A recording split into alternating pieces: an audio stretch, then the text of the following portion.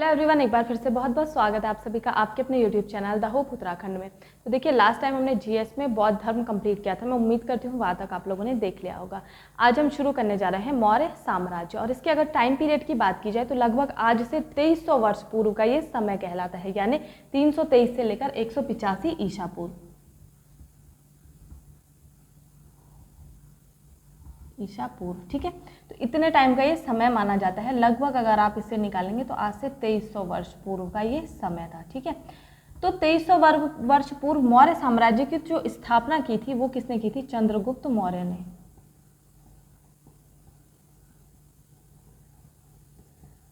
चंद्रगुप्त मौर्य ने जो है मौर्य साम्राज्य की स्थापना की थी। और कहाँ पर इसने सबसे पहले अपना साम्राज्य स्थापित किया था? मगध में। मगध में जब इसने साम्राज्य स्थापित किया था तो मगध में उस टाइम पर कौन शासन कर रहा था? किसका शासन चल रहा था? नंद राजवंश का। और नंद राजवंश में शासन कर रहा था घनानंद,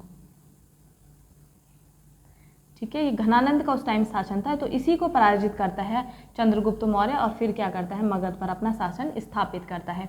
अब कहा जाता है कि जो ये चंद्रगुप्त मौर्य था ये किसी राजा का पुत्र नहीं था, यानी किसी राजवंश से बिलोंग नहीं करता था। तो आखिर इसने किस तरीके से इतने बड़े साम्राज्य को, मगध साम्राज्य बहुत बड़ा साम्राज्य था, उसको इसने कैसे वहाँ पर घनानंद को पराजित किया, किस तरीके से इसने जो है यहाँ पर अपना साम्राज्य स्थापित किया? तो थोड़ा सा पीछे चलकर अगर हम देखें तो कहा जाता है एक बार जो चाणक्य था, यानी चंद्रगुप्त का जो गुरु था, चाणक्य कहीं गया हुआ होता है तक्षशिला से, और उसको वहां पर घनानंद मिल जाता है। और ये घनानंद इसको बहुत ज्यादा अपमानित करता है। तो ये अपमान से क्रोधित होकर वहां से वापस आ रहा होता है तक्षशिला की ओर। और रास्ते में आकर ये क्या देखता है? एक भीड़ लगी हुई है, और उस भीड़ में एक शेर को जो है पिंजरे में बंद किया हुआ है। और शिकारी बोलता है कि जो इस पिंजरे से शेर को बिना खोले, पिंजरे को बिना खोले बाहर निकाल देगा, मैं उसको इनाम दूंगा। तो वहां पर सभी लोग होते हैं और सब इस चीज़ को देखते हैं कि जो शेर है वो मोम का शेर है, लेकिन इसको बिना खोले आखिर बाहर कैसा निकाला जाए। तो इस घटना को, सारी घटना को वहाँ पर कौन देख रहा था? चाणक्य देख रहा था। तो वहीं पर एक छोटा बालक होता है और वो कहता है कि मैं इस शेर को बाहर निकाल दूंगा बिना दरवाज़ा खोले पिंजरे का, ठीक है। और वो क्या करता है? मशाल जलाता है और उसको गला के बाहर निकाल देता है। तो शिकारी उसको इनाम भी दे देता है, लेकिन चाणक्य वहाँ पर खड़ा रहता है। चाणक्य ये सारी चीज़ें देख रहा होता है और चाणक्य के दिमाग में ये आता है कि इतनी भीड़ में जो है सिर्फ ये एक ही बालक था जिसने अपना दिमाग लगाया। इसकी बुद्धि कितनी तेज थी कि इसने इस चीज को इतने अच्छे से समझा और मशाल जलाकर उस शेर को बाहर निकाल दिया। तो वो उस पर बहुत इंप्रेस होता है, ठीक है। और वो कहता है कि अब मैं इसी बालक को तैयार करूंगा और यही बालक क्या है? घनानंद से मेरा बदला लेगा, ठीक है। तो वहीं से वो उस बालक को खरीद लेता है और उसको खरीदता है वो 1000 काशार्पण में।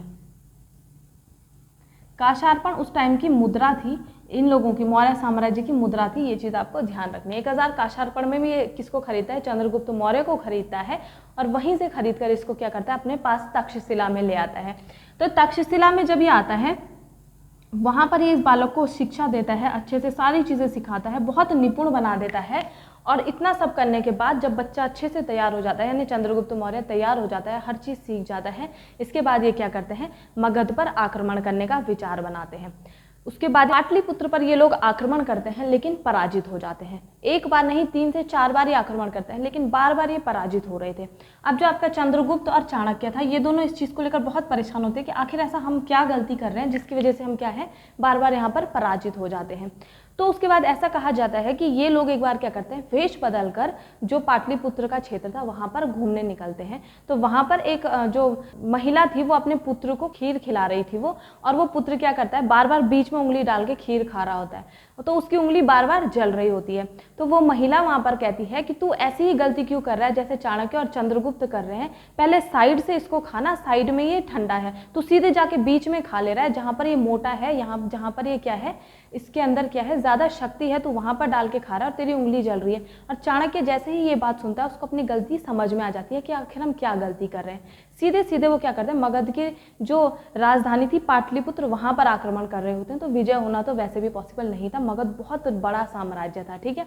तो इसके बाद ये क्या करते हैं? फिर किनारे के क्षेत्रों से, यानी कि उसकी सीमावर्ती क्षेत्रों से आक्रमण करना शुरू करते हैं। और वहां पर कहा जाता है एक राक्षस था, उस राक्षस को ये क्या करते हैं? खरीद देते हैं। और उसके बाद इनकी क्या हो जाती है? मगध पर ये लोग क्या करते हैं? विजय कर देते हैं। और उसी राक्षस को खरीदने की वजह से यहाँ पर एक ग्रंथ लिखा गया है जिसका नाम है मुद्रा राक्षस, ठीक है। तो इस मुद्रा राक्षस इसीलिए इसका नाम रखा गया है क्योंकि मुद्रा देखकर इन्होंने क्या किया था, उस राक्षस को खरीदा था, जो राक्षस किसका था, घनानंद का था, और इन लोगों को बार बार पराजित कर रहा था। और अगर आपसे एग्जाम में पूछा जाए कि मुद्रा राक्षस किसके द्वारा लिखित कृति है, तो ये है विशाख दत्त के द्वारा। इसको किसने लिखा था, विशाख दत्त ने। ठीक, तो इतनी चीज़ें आपको यहाँ पर ध्यान रखनी है। तो इसको ये जब यहाँ पर खरीद लेते हैं उसके बाद क्या होता है, मगध पर ये लोग विजय प्राप्त कर लेते हैं, घनानंद की हत्या हो जाती है, घनानंद को ये लोग मार देते हैं, चाणक्य अपना बदला ले लेता है। ठीक, इसके बाद चंद्रगुप्त मौर्य जो है वो अपना यहाँ पर साम्राज्य स्थापित कर देता है मगध साम्राज्य पर, मौर्य साम्राज्य की यहाँ से शुरुआत होती है। तो मैं बता रही थी कि मौर्य साम्राज्य का संस्थापक किसको माना जाता है, चंद्रगुप्त मौर्य को माना जाता है।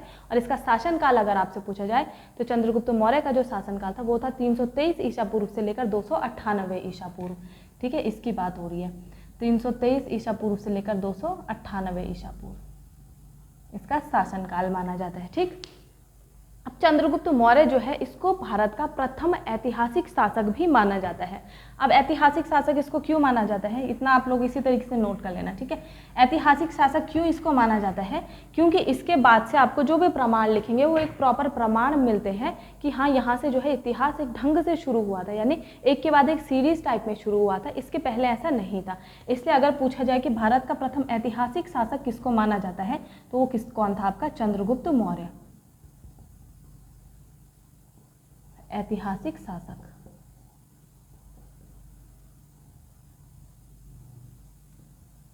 ठीक है, इसके बाद यहाँ पर नेक्स्ट पॉइंट आपको क्या नोट करना है, जो चंद्रगुप्त मौर्य था इसको भारत का प्रथम मुक्तिदाता भी कहा जाता है। मुक्तिदाता इसको क्यों कहा जाता है, क्योंकि यहाँ पर यूनानी लोग जो शासन कर रहे थे, यूनानी लोग यहाँ पर क्या थे, बहुत ज़्यादा लोगों के ऊपर अत्याचार करते थे। तो चंद्रगुप्त मौर्य ने लोगों को जो है इनके अत्याचार से भी मुक्त कराया था, इसलिए इसको भारत का मुक्तिदाता भी कहा जाता है। भारत का प्रथम मुक्तिदाता इसको कहा जाता है। ठीक है, तो ये दो चीज़ें आपको नोट कर लेनी है। नेक्स्ट पॉइंट यहाँ पर क्या है, यहाँ पर आप जैसे मैंने बोला कि यूनानी लोगों का शासक था, तो चंद्रगुप्त लोगों को जो ये यूनानी लोग थे इन्होंने एक दो अन्य नामों से पुकारा गया है, ये आपसे एग्जाम्स में पूछा जा सकता है, जिसमें एक तो है सेंड्रोकॉट्स, दूसरा है एंड्रोकॉट्स। ठीक है, तो चंद्रगुप्त मौर्य को एक तो सेंड्रोकॉट्स नाम से पुकारा गया है, दूसरा एंड्रोकॉट्स।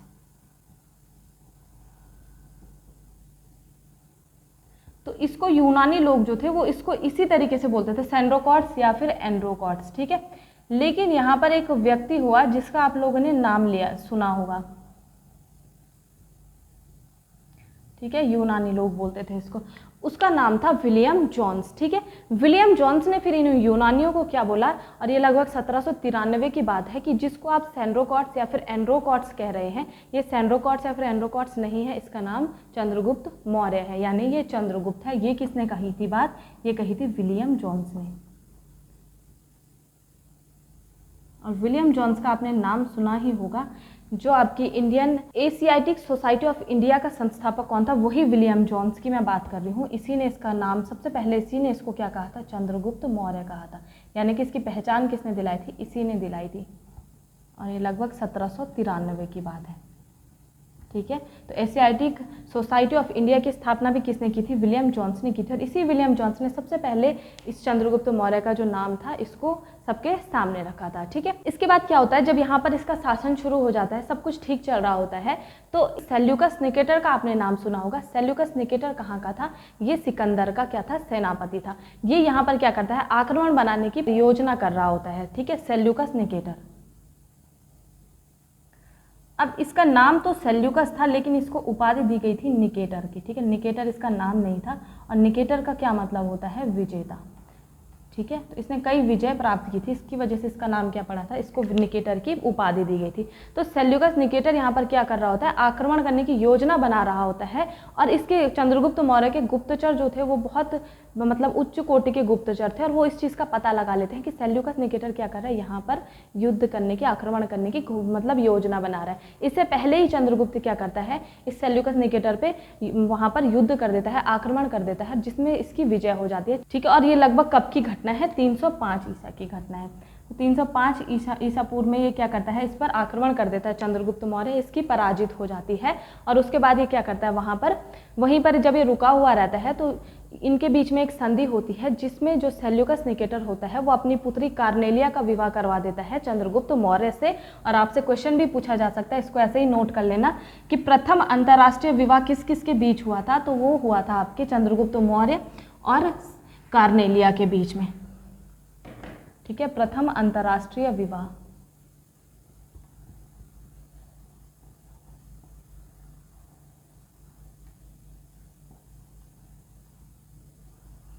ठीक, चंद्रगुप्त मौर्य और कार्नेलिया के बीच में।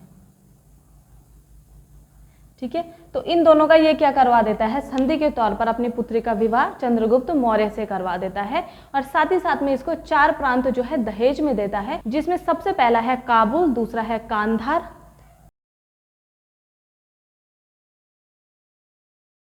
काबुल, कांधार, हेरात और मकरांत। मकरान, ये 4 प्रांत ये क्या करता है, इसको दहेज में दे देता है। ठीक है, तो दहेज तो इसको मिल गया था, 4 प्रांत मिल गए थे, विवाह इसका कार्नेलिया के साथ हो गया था। लेकिन क्या होता है, अब दोनों की लैंग्वेज अलग थी, दोनों एक दूसरे से वार्तालाप आखिर कैसे करें, तो इस चीज को सुलझाने के लिए यहाँ पर एक राजदूत भेजा जाता है जिसका नाम था मेगस्थनीज। ठीक है, आपने सुना होगा कि इस यहाँ पर आपसे क्वेश्चन पूछा जाता है कि चंद्रगुप्त मौर्य के समय में कौन सा राजदूत यहाँ पर आया था, तो वो था मेगस्थनीज। तो मेगस्थनीज को राजदूत यहाँ पर भेजा जाता है ताकि इन दोनों के बीच में क्या करा सके, वार्तालाप करा सके। और ये वही मेगस्थनीज है जिसने कौन सी कृति लिखी है, इंडिका। ठीक है, इंडिका किसके द्वारा लिखी गई है, इसी मेगस्थनीज के द्वारा लिखी गई है इंडिका। ठीक है, अब इस मेगस्थनीज ने यहाँ पर कुछ चंद्रगुप्त मौर्य यानी राजा के बारे में वर्णन किया है, कुछ इसने पाटलिपुत्र के बारे में वर्णन किया है। ठीक है, इतना सब कुछ होने के बाद अब चंद्रगुप्त को इतनी चीजें उपहार में मिली थी, शादी हुई थी, तो कुछ ना कुछ उसने अपने ससुराल वालों को भी देना था। तो यहाँ से क्या करता है, 500 हाथी वहां पर भेंट दे देता है। ठीक है, कितने, 500 हाथी। तो 500 हाथी कहाँ चले जाते हैं, ये चले जाते हैं आपके सेल्यूकस निकेटर के पास। ठीक, तो इस तरीके से प्रथम अंतर्राष्ट्रीय विवाह किस किस के बीच हुआ था, चंद्रगुप्त के बीच में और कार्नेलिया के बीच में। ठीक, अब कुछ इंपॉर्टेंट चीजें यहाँ पर लिख लो। जब इसने साम्राज्य अपना स्थापित किया था तो सबसे पहले इसने अपना प्रधानमंत्री किसको रखा था, ये रखा था इसने चाणक्य को। ठीक है, चाणक्य को इसने क्या किया था, अपना प्रधानमंत्री रखा था। और इस चाणक्य को अन्य किस किस नाम से जाना जाता है, अगर ये पूछा जाए तो एक हो गया इसका नाम कौटिल्य, दूसरा हो गया विष्णुगुप्त। विष्णुगुप्त माना जाता है इसके बचपन का नाम। और कौटिल्य इसको क्यों कहा जाता है, इसकी कूटनीतियों के कारण इसको कौटिल्य कहा जाता है। ठीक है, तो ये किसके नाम हो गए, चाणक्य के नाम हो गए। प्रधानमंत्री इसने किसको बनाया था, चाणक्य को ही बनाया था। इसके साथ ही साथ जो अर्थशास्त्र बहुत फेमस पुस्तक है वो भी किसने लिखी है, वो चाणक्य ने लिखी है। ठीक है, ये भी आपसे पूछा जाता है एग्जाम में, अर्थशास्त्र के रचयिता कौन है, वो भी कौन है, चाणक्य है। तो ये चीज़ आपको इसके बारे में पता होनी चाहिए। ठीक है, अब इसके बाद यहाँ पर क्या होता है, लगभग 312 ईसा पूर्व के बाद यहाँ पर एक अकाल पड़ता है। और ये बहुत भयानक अकाल पड़ता है, लगभग 12 वर्षों का अकाल था। ठीक है, इस अकाल में क्या होता है, सारा पानी वगैरह सूख जाता है, सब कुछ यहाँ पर खत्म हो जाता है। तो फिर ये चंद्रगुप्त मौर्य जो था ये क्या करता है, यहाँ पर सुदर्शन झील का निर्माण करवाने के लिए कहता है। ठीक है, तो अगर पूछा जाए कि सुदर्शन झील किसके द्वारा बनवाई गई थी, तो ये बनवाई गई थी चंद्रगुप्त मौर्य के द्वारा। और किसने ये बनाई थी, तो ये बनाई थी पुष्यगुप्त वैश्य ने। ठीक है, पुष्यगुप्त वैश्य। ठीक, तो चंद्रगुप्त ने जो है, चंद्रगुप्त मौर्य ने इसको आदेश दिया और इसने निर्माण करवाया था सुदर्शन झील का। तो उस टाइम पर क्या हुआ था, ये जो आपका चंद्रगुप्त मौर्य है इसने जैन धर्म को स्वीकार कर लिया था। और मैंने आपको जैन धर्म में बताया था कि वहाँ पर एक अकाल पड़ा था, जिसके बाद जो जैन धर्म था 2 टुकड़ों में बट गया था, जिसमें एक था श्वेतांबर और दूसरा था दिगंबर। तो 2 वहाँ पर डिवाइड हो गया था और वो यही टाइम था। और उसी टाइम यहाँ पर जैन धर्म की जो तीसरी संगति थी उसका आयोजन हुआ था पाटलिपुत्र में। ये मैं आपको पहले पढ़ा चुकी हूँ। ठीक है, पाटलिपुत्र में अगर पूछा जाए कि कौन सी जैन संगति का आयोजन किया गया था, तो तृतीय जैन संगति का, संगीति। ठीक है, इसका आयोजन यहाँ पर हुआ था और उसी टाइम यहाँ पर अकाल पड़ा था, जिसके बाद सुदर्शन झील का निर्माण करवाया गया। पुष्यगुप्त के द्वारा इसका निर्माण किया गया। निर्माण का आदेश किसने दिया था? चंद्रगुप्त मौर्य ने दिया था। ठीक है, इसके बाद क्या होता है 298 ईसा पूर्व में श्रवणबेलगांव, जो कि कहाँ पर है? कर्नाटक में है। वहाँ पर संलेखना विधि पद्धति के द्वारा जो चंद्रगुप्त था उसकी क्या हो जाती है? मृत्यु हो जाती है। तो अगर पूछता है कि इसकी मृत्यु कहाँ पर हुई थी, तो ये हुई थी श्रवणबेलगांव में। ठीक है, 298 ईसा पूर्व में। और ये श्रवणबेलगांव कहाँ पर है? ये आपका कर्नाटक है। ठीक, और किस पद्धति के द्वारा इसकी मृत्यु हुई थी? कि अगर ये पूछा जाता है तो संलेखना पद्धति। संलेखना पद्धति किसको कहा जाता है? अब ये सुन लो। संलेखना का मतलब होता है कि जो मृत्यु आती है वो किस तरीके से आए? एक अच्छे कर्म के द्वारा आए। तो कर्म तो ये अच्छे ही कर रहा था इसके बाद से, लेकिन लास्ट में मृत्यु इसकी होती है उपवास के द्वारा। ठीक है, उपवास ये ले लेता है। और जिस पहाड़ी पर इसने उपवास लिया था, अपनी मृत्यु का इसने क्या किया था? प्रण लिया था। उस पहाड़ी का नाम था चंद्रगीर पहाड़ी। उस पहाड़ी का नाम बाद में क्या पड़ा था? चंद्रगीर पहाड़ी। ठीक है, इतने पॉइंट्स आपको चंद्रगुप्त मौर्य के बारे में पता होने चाहिए। मैं उम्मीद करती हूँ यहाँ तक समझ में आ गया होगा। ठीक, तो इसकी मृत्यु के बाद गद्दी पर कौन बैठता है? इसका उत्तराधिकारी कौन होता है? वो है बिंदुसार। अब आपको नेक्स्ट हेडिंग डालनी है बिंदुसार। ठीक है, अब आपको हेडिंग डालनी है बिंदुसार। और बिंदुसार किसका उत्तराधिकारी था? चंद्रगुप्त मौर्य का। ठीक है, इसका जो शासनकाल का समय था वो कितना था? 298 से लेकर 273 ईसा पूर्व का समय था। ठीक, तो बिंदुसार को क्या कहा जाता था? इसको कहा जाता था अमित्र घात या फिर अमित्रोकट। ठीक है, और ये क्यों कहा जाता था?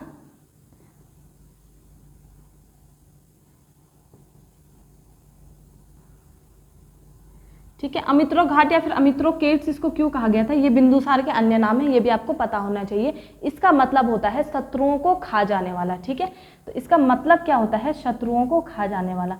तो इसके अगर इसका हम ये नाम के हिसाब से देखें तो इसने क्या करना था? गुप्त यानी मौर्य साम्राज्य का इसने और भी ज्यादा विस्तार इसको करना चाहिए था, लेकिन ये ऐसा नहीं करता है। ये कहा जाता है कि ये साम्राज्य का विस्तार तो नहीं करता है, सिर्फ उसकी रेख देख करता है, लेकिन ये अपने वंश का बहुत विस्तार कर देता है। और इसके पुत्रों की संख्या मानी जाती है 101, जिसमें एक सबसे बड़ा पुत्र कौन था? वो था शीशम। 101 इसके पुत्र थे। ठीक है, शीशम को सबसे बड़ा पुत्र माना जाता है और अशोक भी इसी का पुत्र था। ठीक है, तो ये क्या करता है? इतना ध्यान नहीं देता विस्तारवाद वगैरह पे। ये क्या है? अपने ही उसमें लगा रहता है, साथ ही साथ बहुत सारे विवाह करता है और 101 इसके पुत्र हो जाते हैं। ठीक है, तो इसकी माता का अगर आपसे नाम पूछा जाए तो इसकी माता का नाम था दुर्धरा। ठीक है, माता का नाम याद रखना है इसकी,